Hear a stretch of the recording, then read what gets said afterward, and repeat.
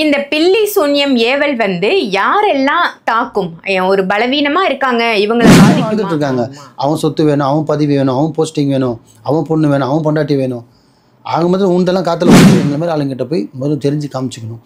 நல்லா தான் இருந்தேன், சடனாக கேட்ட கனவு வருது, தூக்கம் வர மாட்டேங்குது, டிப்ரெஷனில் இருக்குது, வயிறு வலி வருது, எல்லாம் ஸ்கேன், இந்த மாதிரி என்னென்ன பிரச்சனை இருக்கோ, உடல் உபாதைகள் பிரச்சனையோ சரி, டாக்டரை பார்த்து போக சரி ஆகலைன்னா நீ மாந்திரிகத்தை தேடுறது தப்பு கிடையாது. சரிங்களா? இது ஒரு டாபிக். இப்போ இதிலே பார்த்தீங்கன்னா இந்த பில்லி சூனியம் ஏவல் இந்த மாதிரி சேவனை வைக்கிறது இதெல்லாம் வந்து யாரை தாக்கும் அப்படின்னா, ஏன் அப்படின்னா எல்லாம் செத்ததுக்கு பார்த்தா நரகத்தை பார்ப்பாங்க. அந்த செய்வனில் பாதிக்கப்பட்டவங்க மட்டும் பார்த்திங்கன்னா வாழும்போதே நரகத்தில் தான் வாழ்வாங்க.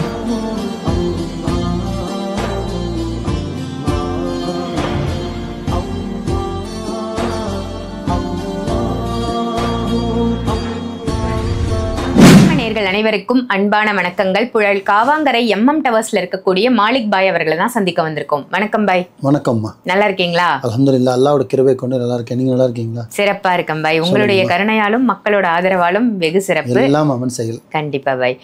பாய், இன்னைக்கான டாபிக் என்னன்னா பில்லி சூன்யம் ஏவல். நீங்க நிறைய பேருக்கு பில்லி சூன்யம் ஏவல்லாம் எடுத்து கொடுத்துருப்பீங்க, நிறைய அனுபவம் உங்களுக்கு இருக்கும். இந்த பில்லி சூன்யம் ஏவல் வந்து யாரெல்லாம் தாக்கும்? ஒரு பலவீனமா இருக்காங்க, இவங்களை பாதிக்குமா? இல்லை நல்ல ஸ்ட்ராங்கான பர்சன் இருக்காங்க, அவங்கள பாதிக்குமா? யாரை சீக்கிரத்தில் இது தாக்கும்? கரெக்டாக கேட்டீங்க. ஆக்சுவலி நிறைய பேருக்கு அந்த டவுட் இருக்குமா. என்கிட்ட வராங்க பார்த்தீங்கன்னா ஒரு 25 வயசு வரை விட்டுருங்க, ஒரு 30 வயசு மேலே இருக்கிறவங்க எல்லாமே பார்த்தீங்கன்னா மனசுக்குள்ளே ஒரு பயம் இருக்குது. ஏன்னமே சில பேர் பார்த்தீங்கன்னா தெரிஞ்சும் சில தவறு செய்கிறாங்க, தெரியாமையும் சில தவறு செய்கிறாங்க. ஆப்போசிட் பர்சனுக்கே ஒருத்தனை என்ன சொல்கிறது, ஒருத்தர் அழுதால் தான் ஒருத்தர் சிரிக்கணுன்ற மாதிரி காலத்தில் நம்ம இருக்கோம். அப்படின்னும் போது ஒருத்தரை தாக்காமல் எந்த ஒரு கஷ்டம் கொடுக்காம ஒருத்தர் மன உளைச்சல் பண்ணாமல் நம்ம இங்கே வாழவே முடியல இந்த உலகத்தில். இதுதான் உண்மை, ப்ராக்டிக்கல். அப்படின்னு இருக்கும்போது அவங்களால நம்மளுக்கு என்ன பாதிப்பு வந்துடுமோ அப்படின்ற பயம் எல்லார் மனசுலையும் இருக்குது. அப்படின்னு இருக்கும்போது முதல்ல நான் சொல்ல வர்றது என்னென்னா, இந்த பில்லி சூனியம் வடை இட்லி தோசை போண்டான மாதிரி நீங்கள் சொல்கிறீங்க. அது தயவு செஞ்சு இதெல்லாம் வந்து நடக்கும் அப்படின்னா ஒருத்தர் நம்மளுக்கு செய்கிறாங்கன்னா 100% நடக்க வேண்டிய வாய்ப்புகள் இருக்குது. நீங்கள் அதை நடக்கிற மாதிரி நீங்கள் ஏன் முதல்ல செய்கிறீங்க அப்படின்ற ஒரு ஏன் கேள்வி அதுதான். நீங்கள் ஒருத்தவங்க பில்லி சூனியத்துக்கு பார்த்து நீங்கள் பயப்படுறீங்கன்னா அப்போ நீங்கள் அந்த பயப்படுற அளவுக்கு நீங்கள் அவங்களுக்கு பாதிப்பு கொடுக்குறீங்க.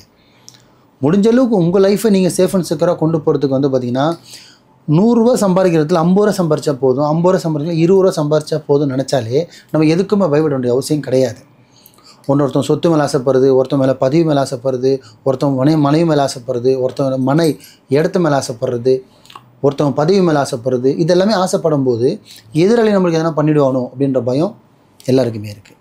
முடிஞ்ச அளவுக்கு இந்த பக்கம்லாம் நம்ம எதுவுமே போகக்கூடாது, இதெல்லாம் நம்மளை தாக்கக்கூடாது, எந்த ஒரு பில்லி சூனியம் ஏவல் மந்திரம் தந்தத்தில் நம்ம போய் விழுந்துடக்கூடாதுன்னா முதல் நம்ம தவறு செய்யக்கூடாது.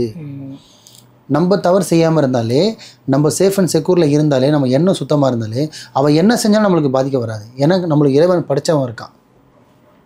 சரிங்களா? இது ஒரு டாபிக்.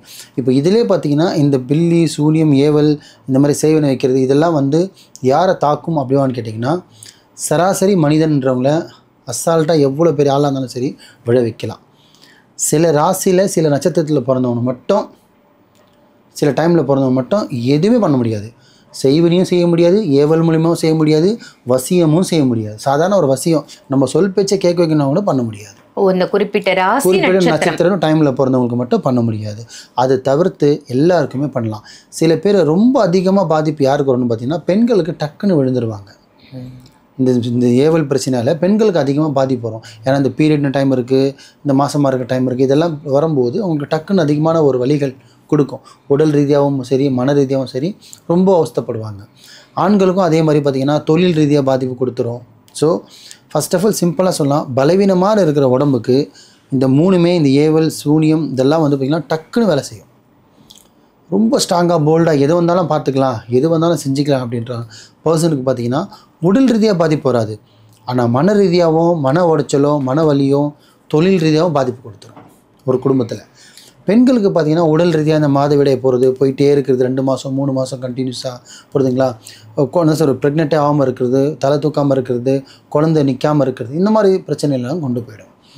ஸோ செய்வினை பக்கம் போனாலே, நம்ம கெடுதல் செய்ய ஆரம்பித்தாலே, நம்மளுக்கு ஒருத்தன் கெடுதல் செய்ய ஆரம்பித்தாலே நம்ம வாழ்க்கை நரகம்னு அர்த்தம். ஏன் அப்படின்னா எல்லாம் செத்ததுக்கு பார்த்தா நரகத்தை பார்ப்பாங்க. அந்த செய்வினையில் பாதிக்கப்பட்டவங்க மட்டும் பார்த்திங்கன்னா வாழும்போதே நரகத்தில் தான் வாழ்வாங்க.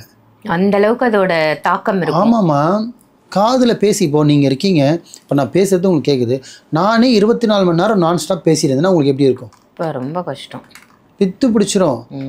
அந்த மாதிரி தான் செய்வனில் பாதிக்கப்படுறது. காது கிட்ட பாருங்க, இப்படி கை தட்டிக்கிட்டே இருப்பாங்க, பண்ணிக்கிட்டே இருப்பாங்க, யாரோ பேசுகிறாங்க. சும்மா கிடையாதுமா, வந்துடும் ஏவல், டார்ச்சர் கொடுக்கும்.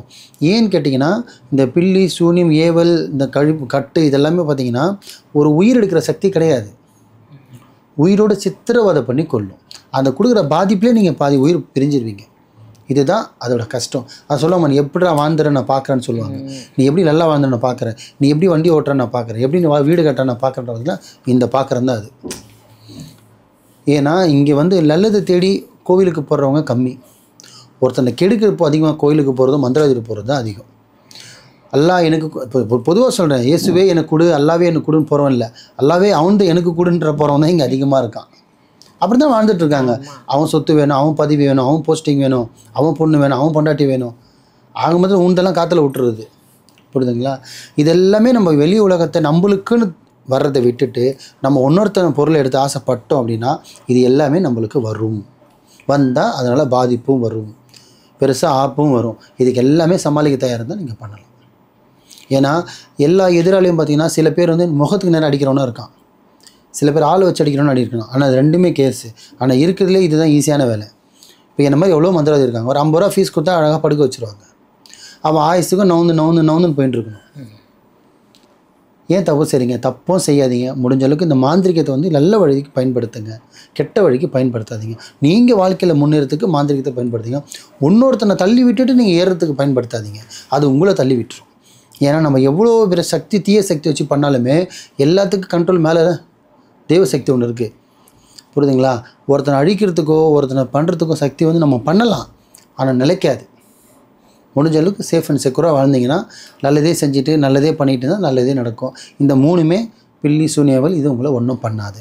ஆனால் யாரை பாதிக்கும்னு கேட்டிங்கன்னா பலவீனமான உடம்பு, பலவீனமான மனசு. சில பேர் இருட்டை பார்த்தா கூட அப்பா அப்படி தூக்கி வாரி போடும். அந்த மாதிரி ஆளுங்கள்லாம் பார்த்தீங்கன்னா இப்படின்றதுக்குள்ளே விழுந்துருவாங்க. ஒரு எலுமிச்சம்பழம் போதும், ஒரு முட்டை போதும் அவங்களை விளக்க. பார்த்தீங்களா? ஒரு விளக்கில் வர வெளிச்சத்தை வச்சு அவங்கள பயன்படுத்திடலாம். இந்த மாதிரி பிரச்சனைகள்லாம் வரும். அதனால் இந்த பலவீனமான ஆளுங்கள்லாம் பார்த்திங்கன்னா குறிப்பிட்ட டைமுக்குள்ளே வீட்டுக்குள்ளே போகிறது, ஒரு சின்னதாக ஒரு சிம்டம்ஸ் தெரிஞ்சால் எங்களை மாதிரி ஆளுங்கிட்ட போய் முதல்ல தெரிஞ்சு காமிச்சிக்கணும். நல்லா தான் இருந்தேன், சடனாக கேட்ட கனவு வருது, தூக்கம் வர மாட்டேங்குது, டிப்ரெஷனில் இருக்குது, வயிறு வலி வருது, எல்லாம் ஸ்கேன், இந்த மாதிரி என்னென்ன பிரச்சனை இருக்கோ, உடல் உபாதைகள் பிரச்சனையோ சரி, டாக்டரை பார்த்து போக சரி ஆகலைன்னா நீ மாந்திரிகத்தை தேடுறது தப்பே கிடையாது. ரொம்ப சிறப்பு, ரொம்ப சிறப்பாக சொன்னீங்க பாய். இந்த பில்லி சூன்யம் ஏவல்ல இருந்து நாம் எப்படி விலகி இருப்பது நல்லது, அதே மாதிரி யாருக்கெல்லாம் உடனே அது தாக்கும் அப்படின்னு நீங்கள் சொன்னது ரொம்ப சிறப்பான தகவலாக இருந்தது. நன்றி. நன்றிம்மா.